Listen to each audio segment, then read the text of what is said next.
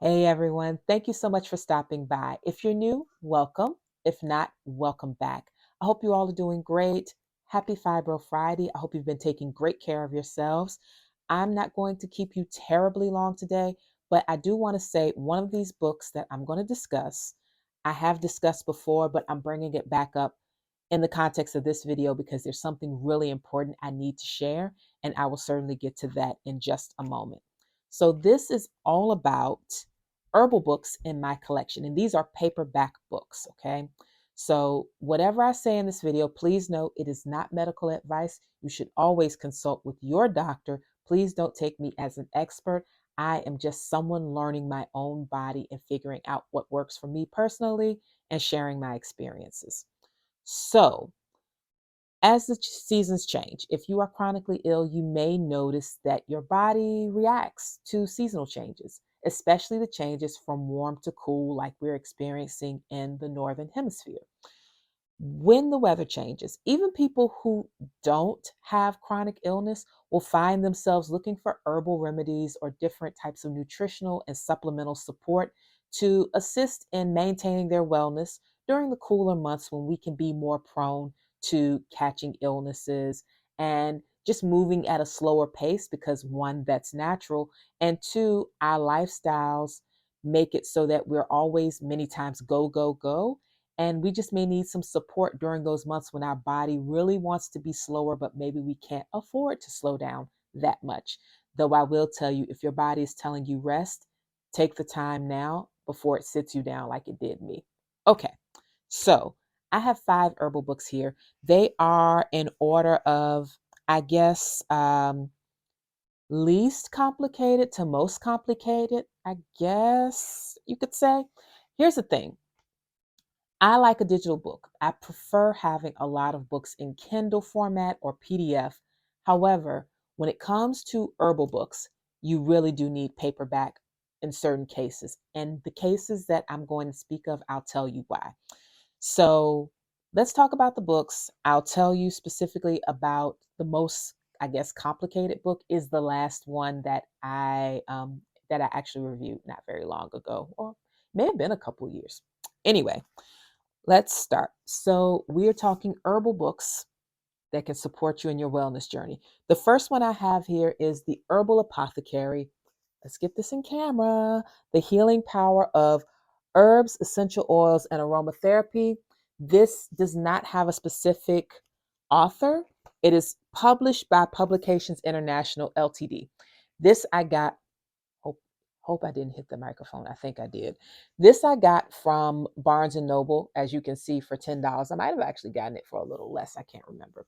This is lovely. It has lots of great photos. It's got simple recipes in here, and it gives you, as it says, profiles of 89 herbs and 66 essential oils. Talks about uses, therapeutic benefits, precautions, and of course, what's really helpful is pictures, especially if you're someone that likes to forage. This is not a foraging guide, to be clear. It's not. But if you are someone that likes to forage and you want to get a sense of what you might spot in the wild, depending on where you live, this is great. It also helps with identifying herbs if you order online and maybe you order from a big retailer like Amazon and you're not sure if what you ordered is the real deal. You may be able to compare some of the pictures to what you purchased and see if it holds up. So, again, lots of herbs in here, lots of pictures, very user friendly. One drawback is that it does not have an index. Does it have? And it does not have a table of contents, I believe. Oh, yes, it does have a table of contents, but it doesn't have an index or bibliography or any references in the back. So you really do have to kind of go page by page to look for something specific.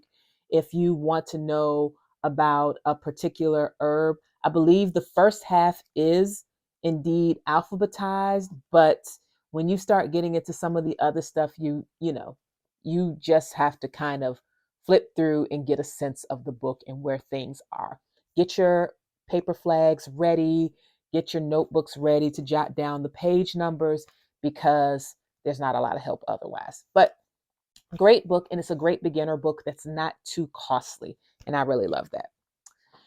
The next book is Nature's Prescriptions, Foods, Vitamins, and Supplements That Prevent Disease. Now, this one, again, it does not have a specific author, but it is very well organized. And this is an old book. This is actually, I do believe this is one of my mom's books. I don't believe this is one that I thrifted. This one, I believe I got from my mom. So it starts off with symptoms. So you can look up your symptom. Then you can go to specific food items that have specific benefits. And then toward the back, you get cooking. Oh, actually, before you get to cooking for health, you learn about different vitamins and minerals. And I'm just flipping pages and you can't even see it. Okay. So here, yeah, this is my mom's book. I can tell by the highlighting. So this is, of course, your symptoms section. This is your ingredients section.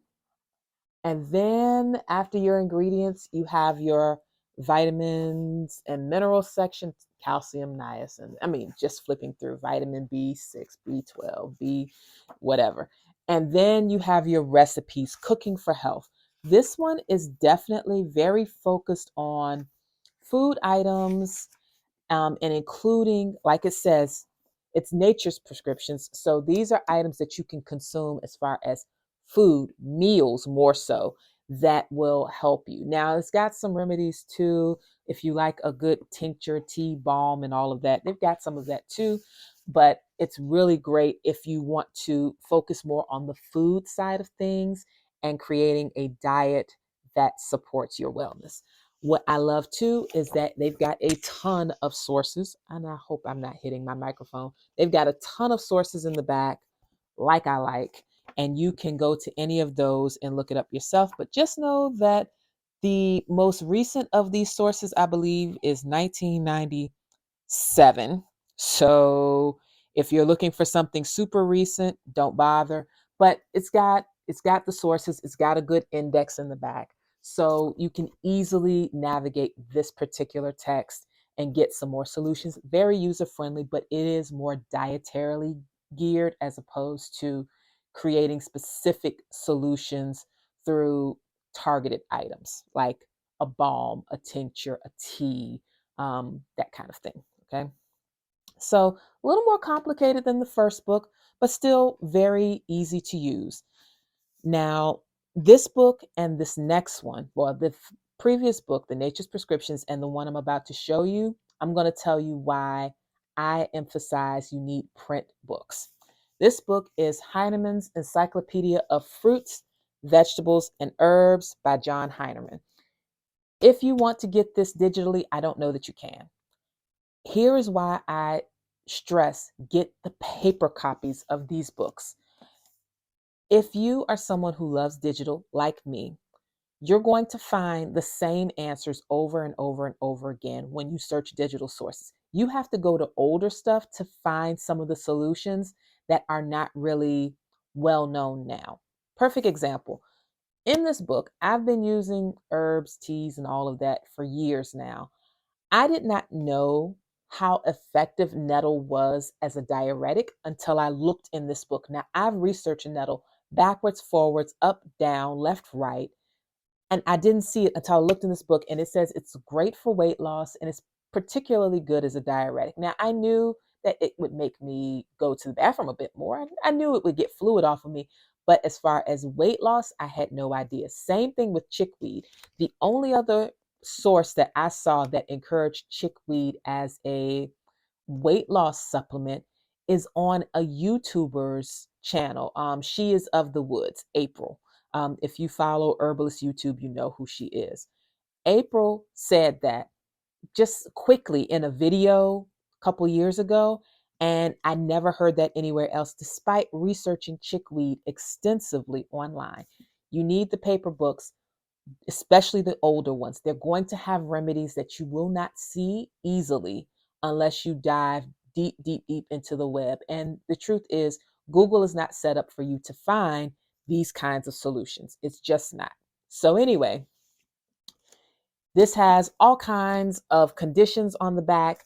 You will notice in any of the older books that there is language that is a little different from how we understand things today.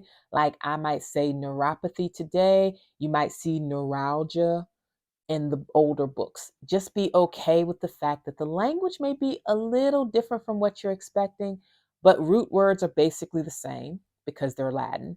And you can probably find something similar to what you're looking for if you have a general sense of what you need a solution for. If you have a general sense of what it is, you can probably find it in any of the older books, even if the terms are a little different. Okay. So this one is set up very well. You've got a table of symptoms at the beginning, and it's, the table of contents, of course, but you've got your symptoms, and you can look it up, in the front or in the back. The back has symptoms as well. The back, it's a little bit more extensive, I think, than the front, but check both to find your symptoms. And then instead of you having to hunt for symptoms and then cross reference to the herb or fruit, it's already organized by herb and fruit. So you can flip through, you can find the stuff based on the table of contents or the index. Very easy to navigate, but because this references a lot of old school herbalism, it's a little more advanced than the other two. It's not hard to use, but just a little more advanced. And some of it, of course, you have to kind of take with a grain of salt, not because it's incorrect, but because it may go against what we are commonly told now. That doesn't mean you should disregard it. Okay. So you've got also an appendix with some great references as far as retailers. And if you want to check those retailers to see if they're in operation anymore, you can. There are books reference all of that right in the back of the book. So I'm trying to see if there's anything else you need to know. Nope. But if you go onto Amazon, currently I found John Heinemann's book. It's about $15.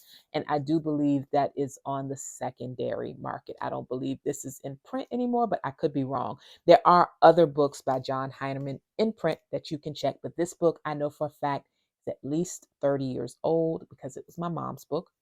And I reference this quite a bit, and I learn something new pretty much anytime I look up a new plant, or not a new plant, but anytime I look up something that strikes my fancy, I'll learn something new from this. This is the one, if I had to get rid of all but two, this is one I would keep 100%. The next book is another one from my mom's collection. It's The Healing Herbs, The Ultimate Guide to the Curative Power of Nature's Medicines by Michael Castleman, another old school book. And it has, of course, it's a very similar layout to fruits, vegetables, and herbs. But I really like this because the first part, it gives you an introduction to herbalism. And I hope I keep waving them really quick. I don't know if you're catching it. I'll do better, especially since I only have one left after this. But you've got, your background on herbs, generally speaking, how to approach it, the history of it, that kind of thing, how to store and prepare it, all of that. And then you have 100 healing herbs listed, really well written as far as the herbs themselves, how they're described. And then after you go through the herbs, then you've got a fast action guide, it says. I'm hoping I can get there. It's chapter 6. It's got conditions, healing actions, other uses, then of course references and index. This is great. You can see some great little sketches of different plants. So, maybe not the most helpful if you're a forager, but certainly it'll give you an idea of what the plant may look like. This is really nice because it's got this great chart in the back that you can look up specific conditions, find all the different things that could be used for it, and any special precautions. So really good, like they say, fast acting or fast action guide to resolve some of the issues you may be experiencing. Okay. And then, of course, you've got journals and periodicals, which are wonderful.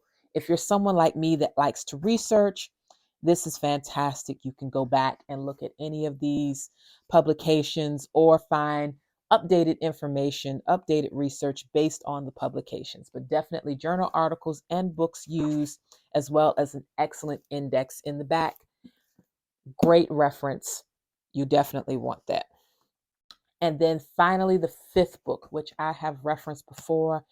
If I'm diligent enough, I will make sure to link it somewhere overhead where I talk about this initially on this channel. But The Woman's Herbal Apothecary by J.J. Purcell. Wonderful. Now, this is a woman's geared manual. So if you are a man, you may find that some of these remedies won't apply to you. However, I really like this one, and I do consider it the most advanced of them all because it doesn't just talk about herbs. It breaks, and plants in general, so fruits, vegetables, herbs. It breaks it down by phase of life for women. Which herb supports you in specific phases of life? Very important information if you are trying to support your health through your lifespan using herbal, fruit, or vegetable supports. If you want to use any kind of supports like that, then this is a great guide to navigate you through that. It is organized first by the action that the herb takes on the body. Is it a diuretic? Is it a nervine? Is it a nutritive? It lists all of the actions in a table. Then you can look up the herbs that are listed. And this is a much smaller list of herbs than some of the other books. But remember, this is targeted to women's health. You can read through, see if the herbal actions match what you need. And then once you know that, you can go into the sections later on in the book, and the sections will tell you what kind of teas, tinctures, products you can make with herbs to resolve whatever issue you have going on during that phase of life. There are some nice general recipes like herbal oils, herbal teas, herbal tinctures, poultices, all of that. And then even at the end, it mentions some different herbal schools, herbal conferences that you can attend. So it's a great book, but again, it is more advanced than some of the others, and it is very specific to women's health. So that may not suit all of you, but certainly the first four are for anybody. So, wow, that took me longer than I expected, but I did want to make sure that I gave you a good idea of what was in the books. Why I say you need to get a paper book as opposed to a digital copy, just my personal opinion. Digital copies, there is too much left to chance with that. And I like having the paper copy, especially the older ones, because the filters were not there like they are now. They spoke a bit more candidly. So I love that. Anyway, that is it for me. Please let me know if you have a book in your library, your herbal library, that you use to come up with solutions for your health. And if you've got any recommendations, let me know. I'll certainly look into them. And if you've read any of these, let me know because I've really enjoyed referencing these. I've certainly gotten great ideas for herbal teas, tinctures, as well as body balms, the muscle balm that gets a lot of views still, amazingly. Like years later, it still gets lots of views. That muscle balm, I got some of the ideas from reading books like this. Not 100%, but some of the ideas came from reading through these and getting really familiar with herbs and plants. So that is it. Please take great care of yourselves. Have an amazing weekend, and I will talk to you all very soon. Bye bye.